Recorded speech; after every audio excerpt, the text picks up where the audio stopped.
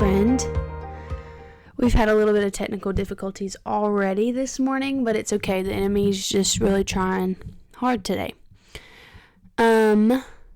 So today is a very special, exciting day. I'm really just trying to procrastinate what we're talking about today. So as some of you know, I have a journal that I write down like my podcast ideas, and since I record video with my phone, I also have to like write down my notes that I write down in my phone on here so that I have something to look at. The topic that we're talking about today is the very second page in this journal behind the intro. So in some ways, this is one of the main reasons why I wanted to start this podcast, is to share topics like these. But it's not easy, and it's very uncomfortable, and it's going to be hard to talk about. And I'm just going to try and use discernment, and I've prayed a lot about talking about this, so trust in the Lord in that. But just to get right into it, originally I wanted to title this podcast, "A Title Doesn't Give Them the Right," and we'll kind of talk about what that means.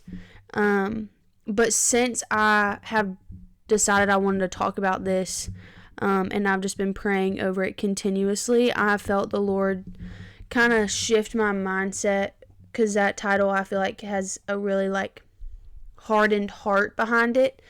But instead I want to talk about pretty much the same thing, but from the mindset of grief is hard, but you're worth it, and you're worthy of the work that it takes to go through that process.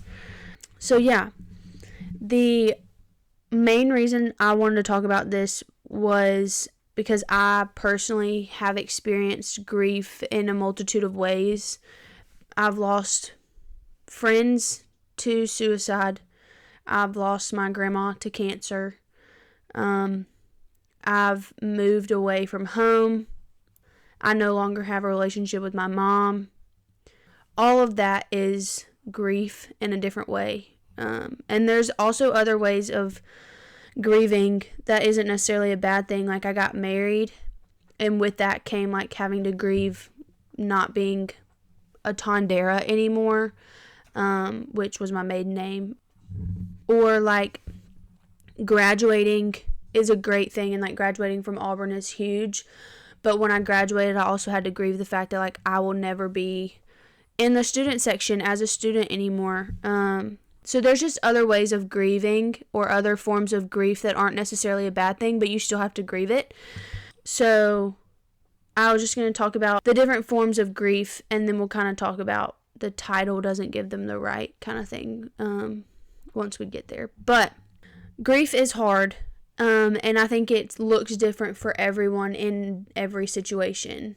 For me personally, when I lost friends to suicide, grief looked like advocating for mental health. It made me want to talk about it more. It made me want to share it with people more often. It made me honestly like care a lot more about it, in a sense. Like I took a psychology class last semester, and like just OT in psychology like made me look at it in a different view, and like I cared about it on a deeper level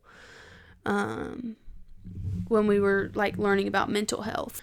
When I lost my grandma, that is still something that I'm grieving, and I think it looks different in every season. And they say it comes in waves, and that's 100% true, and they also say that it like gets easier over time, and I think that's also true, but I think it's okay if it doesn't. And there's some times where it's a lot harder than it was the last time the waves came, per se. So, like, for example, when she passed, it was not easy, but she was sick. So, I know you have probably heard people say, like, she's not suffering anymore, or, like, they're in a better place, which is all true. But that doesn't mean that you can't be sad about it. I tried to be thankful for the times that I did have with her, and like think about it in a way that's like but it could, I don't know, like, not that it could have been worse, but, like, I could have lost her sooner before I was, like, old enough to really have like, my own personal relationship with her. I learned so much from her that I was super grateful for, and, like, to this day feel like I'm still learning things from her that I didn't realize I knew or, like, were from her. And so those moments are super sweet. And then there's times where, like, I got married and I wanted to call her and ask her for advice because I come from a broken family. Like, there's divorce all over the place. But her and my granddad were together until he passed. And so, like, and she was, like, such a great wife and mom and believer, and I feel like stewarded those roles so well. And there were so many times in, like, even the first, like, month or two of marriage, or even, like, engagement, that, like, God, I wish I could call her and, like, ask her things, or, like, I wish I could share this with her because I know that, like, she would be celebrating with me. Like, just things like that like, are hard and, like, I think are super normal. And I know for me, like, there's a lot of people that I know that suffered from or, like, struggled with that in their season of, like, engagement and marriage, of, like, not getting to share it with people that they thought that they would when that day came. But I think something that, like, really helps me with that is, like, my husband Covey, he never met her, and so getting to share stories with him in a way, like, allows him to know her. And then he will make comments sometimes of, like, oh, that reminds me of Granby. Like, I feel like that would be something that she would enjoy because he knows her so well through my stories and, like, stories that, like, my family has mentioned of her around him and stuff. And, like, I just think talking about it makes it a lot easier. Talking about the person, talking about how sad it makes you, like, not just letting it sit there inside of you and be sad. But I don't know if this is helping anybody, but I hope that this finds people that are grieving or don't know how to grieve or don't realize that they need to.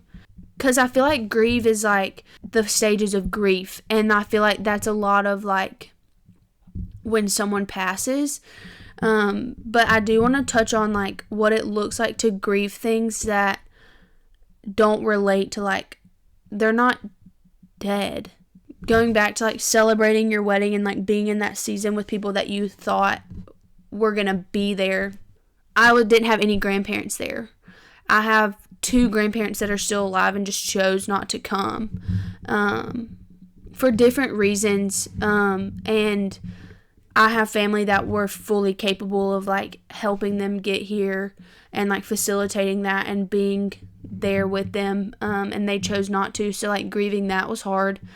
And, like, made me very angry, and to this day, like, still kind of makes me a little angry to think about. So, like, just talking about it makes me realize that I, like, have anger in my heart that I need to, like, pray about. But, like, somebody else in that season, like, if you have a best friend since you were, like, in kindergarten, or even, like, for the last, like, 4 years that y'all always talked about getting married and, like, being there with each other, like, that's great. And I think those friendships are really great, but that doesn't necessarily mean that, like, they're always going to be around.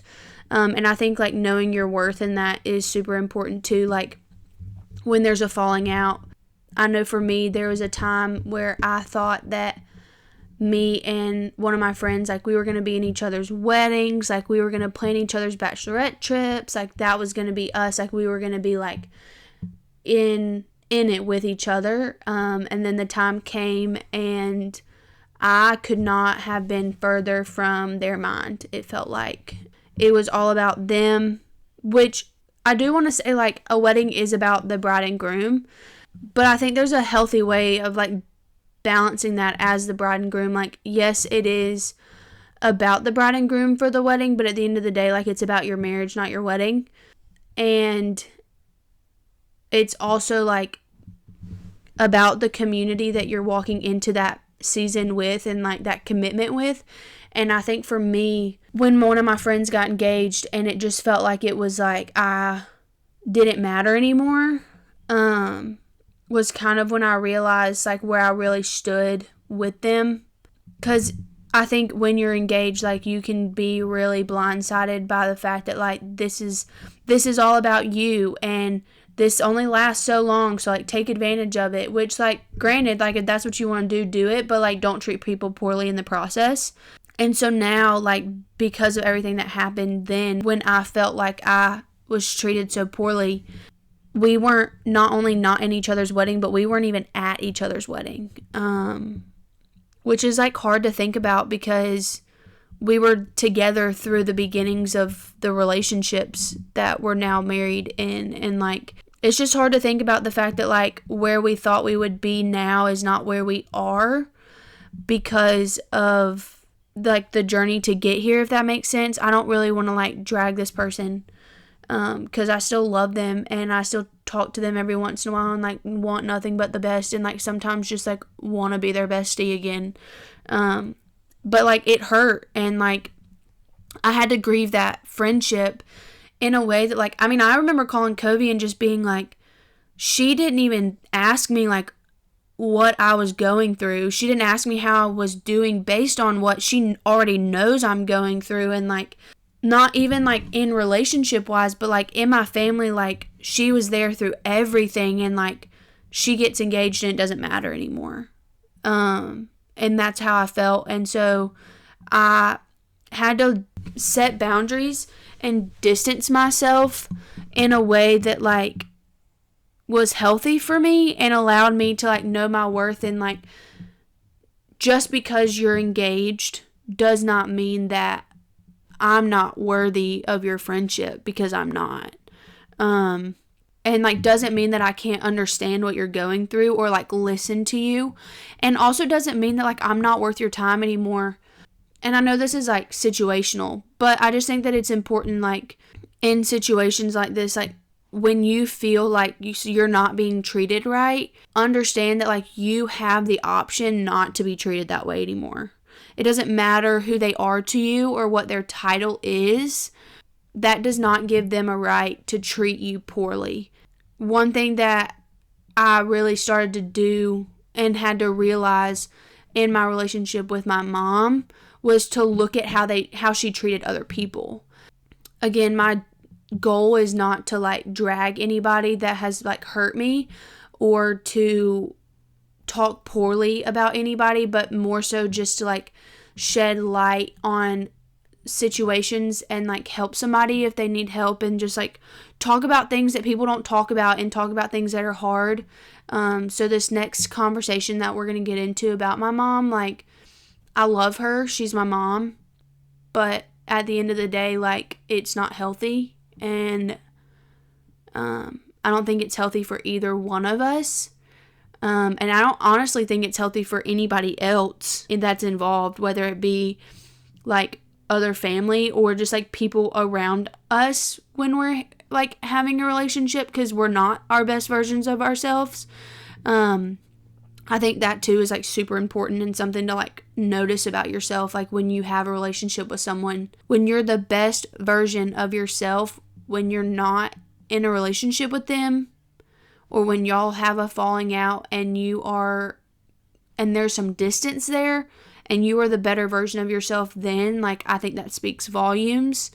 So anyways, with my mom, I had to look at how she was treating other people and compare that to how she was treating me. I know comparison's not good, but in certain situations, I do think that, like, there's a time and place to step back and compare things like this. She did everything I think she could or she wanted to do. I don't think that she intentionally wanted to be a bad mom to me. But if I step back and look at from age 10 to age 20, the way that she treated me versus the way she treated my brother is just significantly different. And I didn't really realize it until I was, like, 16. And I've got a mouth on me, y'all. I have been very disrespectful, and there have been things said on both sides that are, like, absolutely awful. But at the end of the day, they were said, and we both have to process that. I know that there's things that I've said that I had to grieve. Like, I literally was like, I can't believe I said that. I had to forgive myself. I had to come to terms with, like, also, I know she knows how to be a good person. I've seen her do it. She just chooses not to. And I've heard so many people, like, I'll share part of my story with her, with others, and they're like, yeah, but she's your mom. Or, like, yeah, but, like, she's your mom and she loves you. Or, oh my gosh, like, but that's your mom. And, like, yeah, she is. And I only have one. But at the end of the day, like, that's not an excuse. Like, she's also my brother's mom, and look at that. Like, he hung the moon. And, like, granted, like, he did, like, everything other than that. Like, he's a great son and, like, a great brother. I think he does his best. But she loves him so well. Like, goes over the top to love him and serve him and care for him so well that I know she can do it for me, but she chooses not to. Or if she does, it's my fault, or it's I then owe her something. And I think that there's expectations on both sides that have just never been met, and there's so much anger and hatred there, I think, that, like, I don't know if I'll ever have that relationship, but I think that it's important for me to, like, be able to move on, is to, like, grieve that. Grieve, like, my wedding day was not perfect, and, like, I didn't have this moment with my mom where I'm like, this is happening, like, I love you, you're my mom, and, like, I'm so glad you're here, and, like, we've made it so far, and, like, we get to share this. It was, like, not at all like that. It was, I did everything wrong on my wedding day because it wasn't all about her. There were times where I was trying on my wedding dress, where we went wedding dress shopping, and I had this overwhelming emotion come over me when I put my wedding dress on that reminded me of my grandma that had passed. And I had always said that I wanted my wedding dress to, like, pay tribute to her. So I had flowers and stuff all over it. And because it was my dad's mom, I didn't have a space to, like, share that with my mom while I was trying on wedding dresses, that, like, that was the one because of that. Because of things that had happened. Like, I had to grieve the fact that, like, I literally couldn't even celebrate finding a wedding dress that reminded me of my grandbaby with my mom, because it's not her mom, it's my dad's mom. I have to grieve the fact that, like, my kids may never know their grandmother. And, like, that's hard.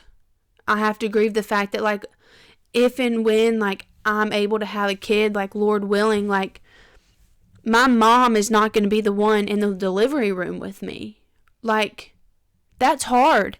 And it's also hard, like, and conflicting when, like, I have a really good friend who's, like, lost her mom and, like, would give anything to have her there. And, like, I have a mom and I don't want her there. And, like, to feel, like, guilty for almost, like, taking advantage of a relationship that's still here and, like, able to be salvaged, if at all possible, like, is hard to think about. And I really don't know where I'm going with this, but I just know that there's people out there that, like, have hard relationships with their parents or with their siblings and try so hard to make them meet expectations. And sometimes expectations, like, your expectations are not valid. Like, we've been talking about this in a course that we're doing at church, but, like, unless that person looked you in the face and was like, I can do that for you, then the expectation that you have that they will do whatever that is not valid. Just because a mom's supposed to do something, or just because a dad is supposed to do something, or just because your sibling is supposed to be some type of person for you, or whatever you think, that doesn't mean that they, one, have to, or that they're going to, and you at some point have to come to that realization that at the end of the day, like, your expectations being met aren't always their fault. Sometimes they are, I will say, But I think grieving the fact that your expectations won't be met is like healthy. My husband's parents are still together, but there's expectations in ways that they aren't meeting or haven't met them in the past for him or for us as a couple. And we've had to grieve the fact that, like, that's just not who they are. That's not how it's going to work. And that's not what's going to happen. And, like, that's going to have to be okay because they didn't agree to make that be the case. Like, they didn't agree that they were going to do that. They didn't agree that they were going to treat us a certain way. And we just had the expectation that they were going to, but they didn't agree to it. And so we have to grieve the fact that, like, our expectations aren't going to be met by them in that certain situation. Or, like, in that case. Like, and that doesn't mean that we love them any less or that they love us any less. Like, we have great relationships with them, but that doesn't mean that it's perfect and that it's how both parties wanted it to go. I know, like, my mother-in-law grieved her son leaving at a time that she didn't want him to or think that he was going to. When he was just about to start graduate school, like, she didn't have the expectation that that's when he was going to get married. And, like, she's now an empty nester. Like, he was the youngest. And, like, not that she was angry or that she was mad at me or mad at him or, like, disappointed, but it wasn't an expectation that he agreed that he was going to stay home for graduate school. That wasn't an expectation that she had him agree to. So she had to grieve the fact that that wasn't gonna happen. Also wanted to, like, talk about some things that, like, are, like, things that people say that I think can be taken in an unhealthy way and, like, you shouldn't really take for what it says. But, like, back to, like, but she's your mom. People used to always tell me and my mom, like, mom and daughters fight. Like, mothers, daughters, they fight all the time. Like, especially this age, like, everything's gonna be fine. Like, it's normal. Like, she'll grow out of it. Like, talking about me. Like, I'll grow out of it. Like, y'all be best friends. Y'all just wait. Like, all this stuff. And, like, that's not always the case. And, like, I'm a living testimony to that. And, like, also know plenty of other people that, like, they did not fight with their moms like that. Like, there's a healthy, like, I'm 15, I'm 16, I want to go do whatever I want now that I can drive, like, blah, blah, blah, like, that type of fighting versus, like, things that we went through where, like, I'm getting kicked out of the house. Like, it's not the same, and I think that, like, people saying that to moms and daughters, like, is very toxic, and I think that, like, even for moms, like, I can imagine my mom is having to grieve, like, our relationship too. Like, I'm sure she never thought in a million years that, like, this would be where we're at. And I'm sure that she had plans and expectations and, like, dreams of where things were going to go with us and, like, things that we were going to get to do together or experience together that, like, are probably not going to happen. And, like, she hung on to, like, I'll grow out of it. And, like, us fighting is normal. And, like, that was not the case. And now we're both having to grieve the loss of a relationship that we never thought we would be here. Another thing that I feel like a lot of people say that sometimes could take a toxic turn to is, like, relationships take work, hard work. And yeah, that's true. But I heard a podcast the other day and it was talking about, like, where's that line for, like, the hard work versus, like, unhealthy. Like, healthy hard work versus unhealthy hard work. I think back to, like, relationships that I had, like, high school and, like, undergrad and stuff. And, like, you always hear that, like, relationships are hard and they take a lot of work. But, like, at the end of the day, but, like, where's the line between, like, it's going to be worth it, this is just going to take some time and hard work to make it through this, versus, like, it should not be this hard.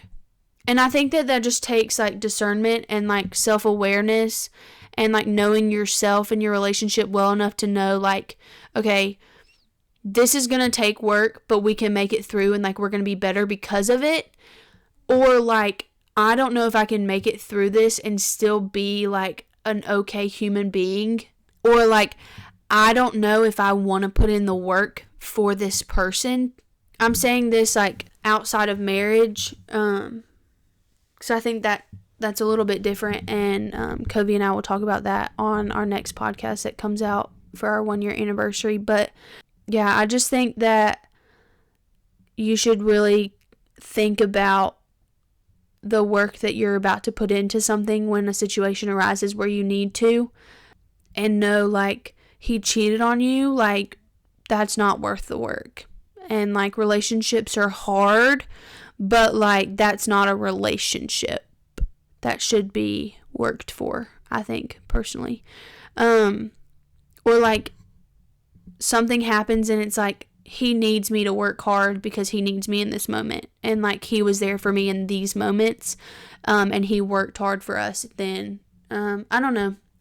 I just think that that's something that is toxic, that's sometimes said out loud, that's like, relationships are work, like, everything's gonna be fine, like, you'll work through it, like, it's fine. But, like, at the end of the day, like, do you want to for that person? Do you want to for the situation that you're in? And, like, how hard is it gonna be, and is it worth it for you? Is it worth it for your relationship? Like, think about, like, the person that you're working super duper hard for, and, like, why y'all are in that situation to begin with, I think is important.